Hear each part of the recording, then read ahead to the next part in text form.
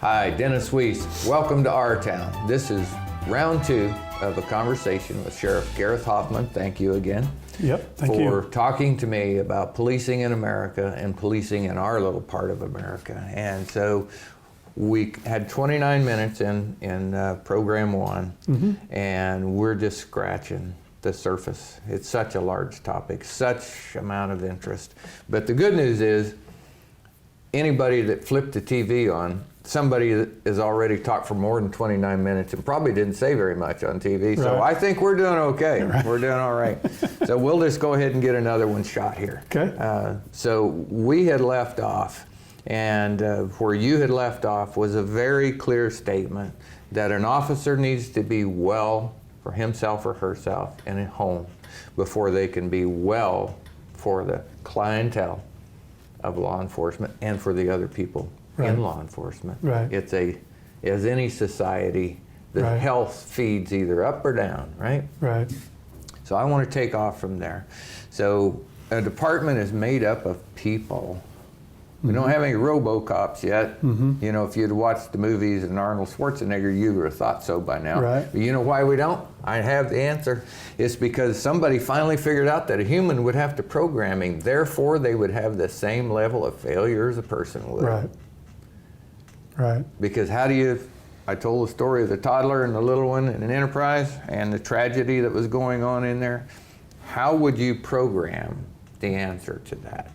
And I'm not just talking sci-fi team here at home. Right. I'm illustrating the problem. How would you program a correct response to that situation? It can't be done. Right. The best I could do that day was offer what I had, which is humanity. Right. Kindness. Right. And a little bit of love to those two kids. That's all I could give. Right. Yeah, there's no, there's no, you know, if you talk about truly training for that, or talk about programming to deal with that, when you're talking about human nature, good or bad, when you're talking about human emotion that's attached to events, there is no, there is no clear picture for that. If you had the book of instructions for that, it'd be about that high. And it'd be hard to find by the time you needed it. Yeah, and if I'd had that book, my child would be a perfect child. Well, he must be pretty close, because just before we started filming, my detective ear said 8:01 called, right? And asked something about the mower and the oil. Hey, at least he called and asked about it. He knew who to ask. Right. Yeah. He knew where to go to get the answer, right, wrong, or otherwise. I guess maybe. That's good. So the intent of this 25 minutes, we hope, is to take the national situation and look at us. Not as individuals in your department, not as individuals in the police department, but us as a local community, a local place in which we live, and how these things we see on TV that are so disturbing, so fearful to many people, how does that affect us, and how do we prosper forward? We're not going to get it done 25 minutes. So, how long have you been in law enforcement in Dickinson County? 27 years. Yep. You were a bright, red-headed young sergeant who'd just been promoted the first time I sat in your car. Under Sheriff Kurt Bennett, right? Been just a minute. That uniform was so stiff and so tight on those muscles, I thought, you must have painted it on. I thought, I wonder what this guy does if it has a really warm day, if he swells up and pops. That went a while back. A lot of that went away. And a little bit of the normal color hair is coming through here too. Absolutely. Yeah, mine came quite a while back. Absolutely. So I believe that I try to look at things as though, a couple of thoughts. Everybody's life is a book, and everybody has their own story. And every day is a page in your story. Right. And for me, it really boils down to what do you want, what do you want your story to be on each and every day? Now, this event, George Floyd, let's be clear. We are all going to change. Right. One way or another. Agreed. This is a page in our book. In our nation's book and in Dickinson County. And we will be different because of this. We may not know how yet, but we will be different. Right. Good or bad, depending on... Or both. Depending on how it gets managed. But I think we always have to be mindful of what we want that page to be, and understand when it's time to turn that page and start the next chapter.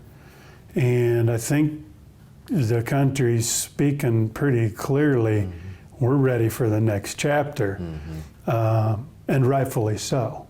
Whether we agree with all of the things attached to it, I think we as a country pretty much agree we got an issue. We do. That needs addressed. We do. Now, I would also say that I don't believe for 1 second that we get anywhere if we manage this through social media. No kidding? But that's the world in which I think...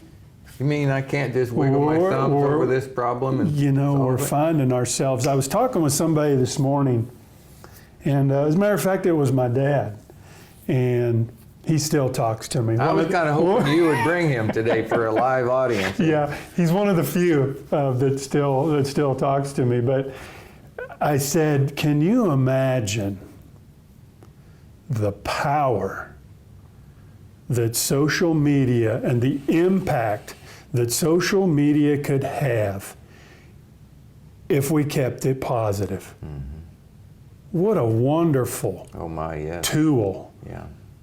But because we have failed to do that, and we use it as a platform to hate and to attack and to do those things, it's just gone, it's been overridden by, I call it the dark hearts, regardless of why.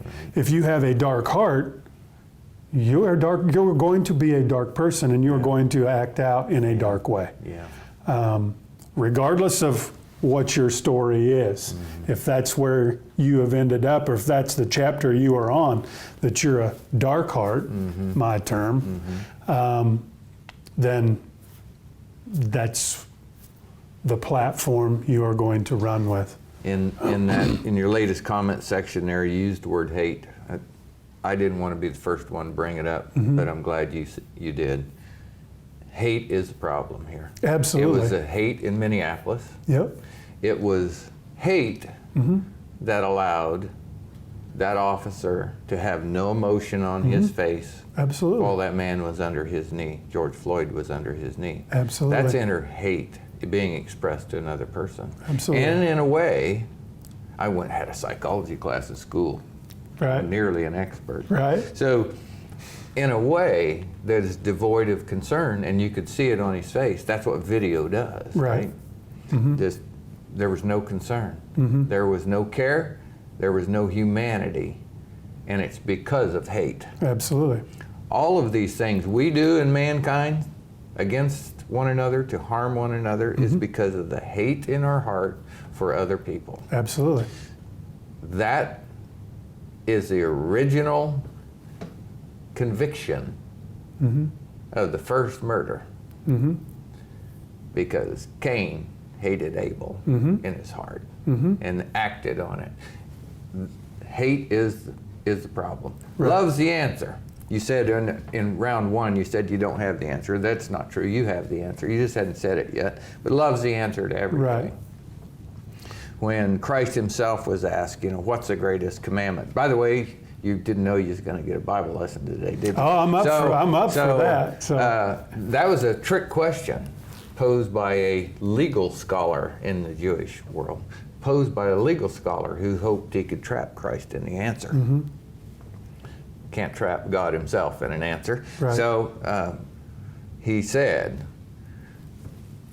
love your God with all your heart, soul, and might, and love your enemy as yourself.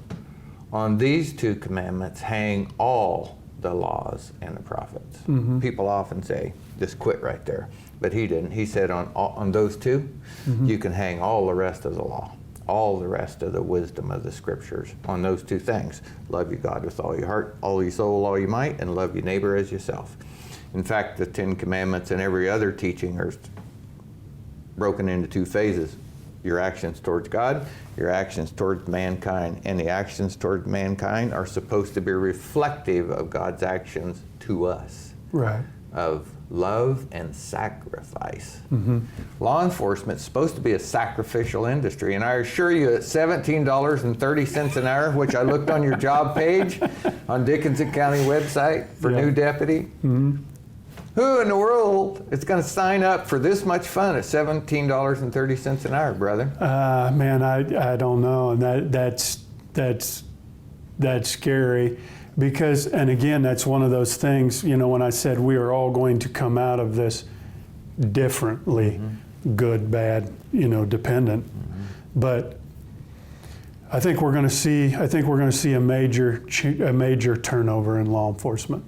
It's tough right now. I mean, people aren't actually beating down our door to come mm-hmm. to work, right?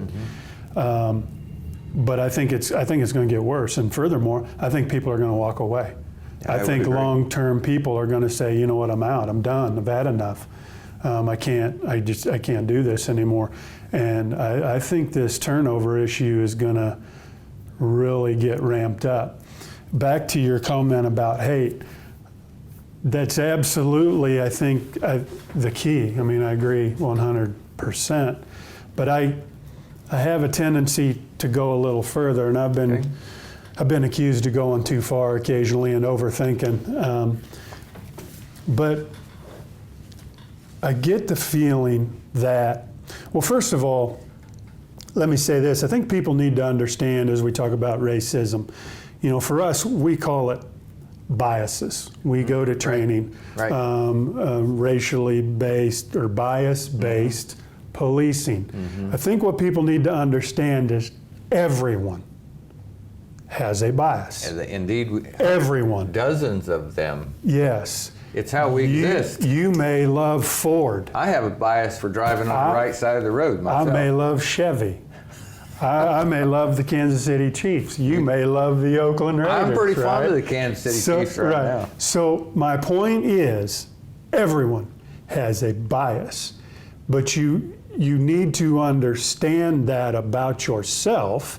And it's perfectly okay until that bias changes the manner in which you interact or feel about another human being. Absolutely well said. And that is when it becomes the issue. So mm-hmm. to hate, in regards to hate, again, my own silly, uneducated brain says,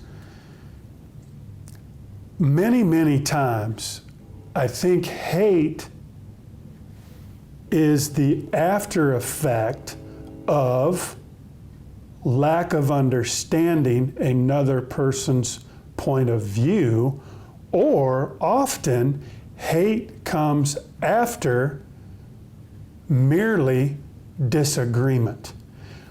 I cannot understand why two people cannot disagree about a topic and just disagree without it becoming, well, I don't like that guy anymore because he feels strongly about Fords and I find that offensive because I'm a Chevy guy or I'm the Chiefs guy. He's the Oakland Raiders guy.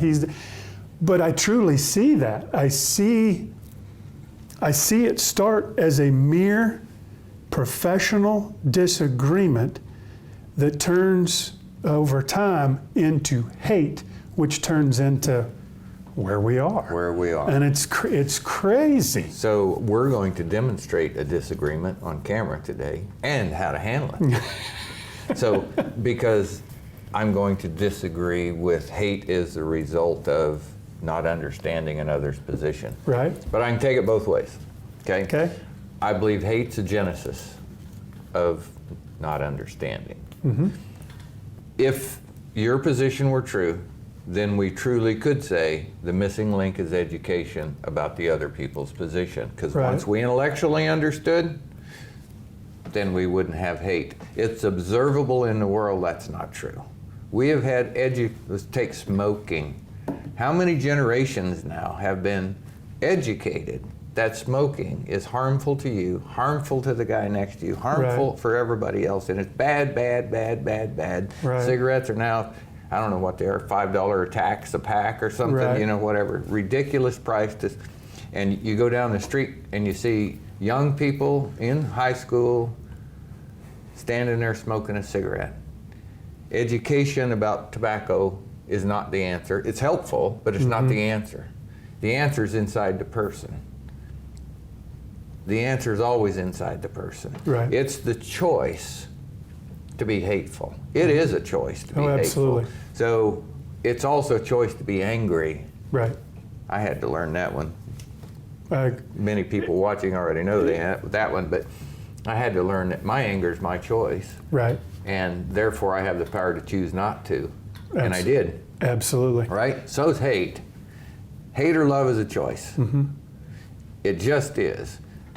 Once you recognize that and make that decision, that's when your mind can open to learn about the other person. Right. But if you have the bias of hate in front of your eyes, it will color everything. Absolutely. Everything. Absolutely. You cannot make a coherent decision. The scripture's full of references Right. about leaders of the world that hate was in their heart, and their eyes were clouded, and their decisions failed them. Their Right. right thinking failed them. Right. Any side of the protest, we clearly established officer wrong, George Floyd victim. Right. In round one and round two.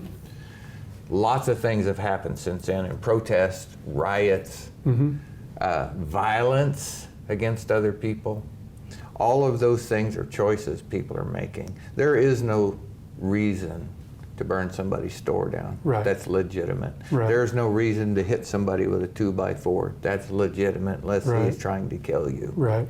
So all of those things are people are choices, and their choices are not driven by their lack of understanding. It's driven by the hate in their heart. Right. Absolutely. I agree absolutely with what you're saying. I think, did you disagree with me a little bit there? No, not really. 'Cause I was gonna get up- I was gonna get up more. I just said it in a different way. I put the stake down that said education is not the answer. Right. Not under. I can read anything I want about anybody in a book, and the instant I'm done with it, and I'm a fast reader, Right. I understand their position. Right. That does not change my heart. Right. It just informs my brain. Right. My heart will change my brain. Right. My brain doesn't change my heart. Right. Wholeheartedly agree, and I can say that without hesitation. I've been both places. Yep, me too. I mean, I've been both places through this career, and that's where the self-reflection and getting back to who I was prior to the career, still a work in process, And for always sure, will be. and always will be. You know, I want to make sure everybody understands I am not any better than anybody else. I've got my failures. I've got my Wait a flaws. minute. I wore this green shirt today because you're a Chapman guy. Yeah, You're no better than anybody else. I've got my sins, and the big man upstairs is fully aware of all of those Yep. things, right? So, but I'm okay at this point. I'm okay owning those because I have to be well. But the hate is a choice. You are absolutely right. When I found myself off and on at that place where I identified an individual for whatever reason, we had conflict, maybe multiple conflicts, whether it be personal, whether it be professional, I found myself starting to carry that. And I found myself feeling differently. Right.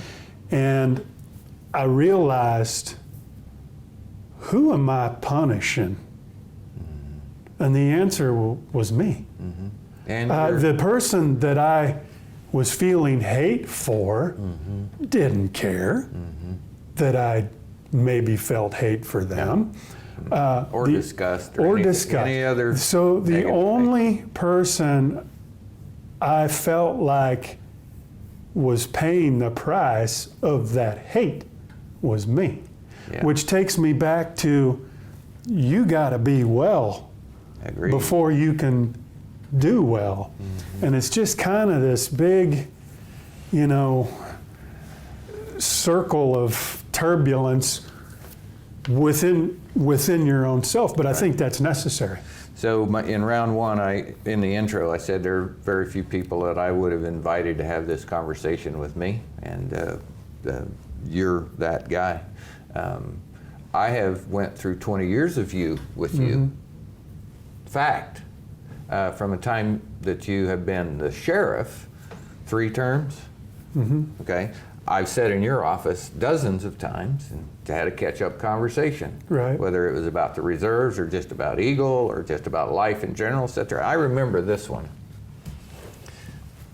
I saw you, hadn't seen you in a while. I said, man, where'd all the bulk go? And you said, well, I decided that bending that iron wasn't so good for my body anymore. And you said, I've started to run again. I said, well, that's good. And you said, I love to run. I always love to run, and I think it's better for me, and I'm going to pursue that as something good for my health. Right. I said, good. Next time I had that conversation with you, I said, how's the running going for you? It's good. And I've been working with the track team over in Chapman, cross country team, I think it was, but working with the kids over there.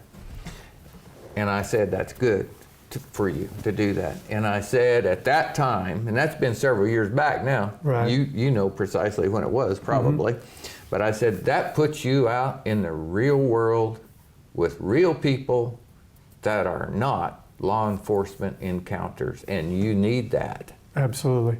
Yeah. Most of my adult life, been a runner, got away from it for a while, did the weightlifting thing, realized, it's just, this isn't where I want to be right now. Kind of got back to the running, dropped, I don't know now, 40, 50 pounds, whatever. Been beat up a little bit about, it takes time away from sheriffing and whatever, and why are you doing that? So, but I'm okay with that. Oh my. I'm okay with that. How wrong? How wrong? Yeah, here's what people I think they don't understand is, I'm sure some of those kids, well, I'm positive some of those kids I've helped because they've told me. They've hugged me. And I've made a few connections with some kids. One who is thriving quite well at the college level. Not all by my doing.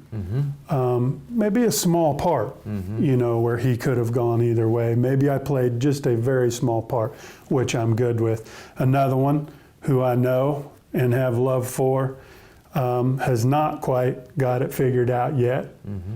He knows it, I know it, but when we see each other, he still approaches me, gives me the man hug, the knuckles, whatever, and we can have a conversation. So I think some of those people would say, yeah, he's helping us, but I don't think what they know is how much they are helping me. Well, that was my point, Gareth. They do not know how much they are helping me to get away from this, to defrag, if you will. Spend time, with some youth, spend time trying to give back to a sport or a hobby, a pastime, whatever, that I believe has, in some ways, in a kind of a weird way, has saved my life at times. You know, when you get to that place and you have the ability to say, I'm going to go run this out. I'm going to go run this out. And that's, it's not for everybody. Don't expect it to be. Right. But it's for me. Well, let me tell you what is for everybody. And we have 2 minutes left in this program. What is for everybody is finding a way to help somebody else. Absolutely. All growth is through service. You know, we're sitting in the Community Foundation boardroom, and even though we don't have the Community Foundation logo up here behind us, or Abilene Forward logo up there behind us, both which my wife are intimately involved in, those acts of service are how you change your life. Mm-hmm. That's how you heal, is helping others. Mm-hmm. It's how you restore your faith in mankind, mm-hmm. not by being served, but by serving. Right. And serving under the stress load of the uniform is service indeed. Right. But that person, you made this point, program 1, program 2, has to heal too. Right. So back that day when I said that'll be good for you, had nothing to do with the running. Right. It had to do with that connection to people in a non-law enforcement setting, right. who still knew you were the sheriff. Right. Yeah, and I'll say this, and I'll try hard not to get too emotional, but I may. This particular young man, good young man, could have gone, there was a point in his life, by his own admission, could have gone either way. Yeah. He figured it out pretty much on his own. Great work ethic, just a great kid, mm-hmm. but had the typical struggles of many kids. But I'll say this, after he won a very important race, and this is where I'll get a little emotional, but to see that young man come running up to me, yeah. and jump in my arms, yeah. and say, I love you, yeah. thank you, yeah. that means more to me than anything I have accomplished mm-hmm. in 27 years of being a cop. Mm-hmm.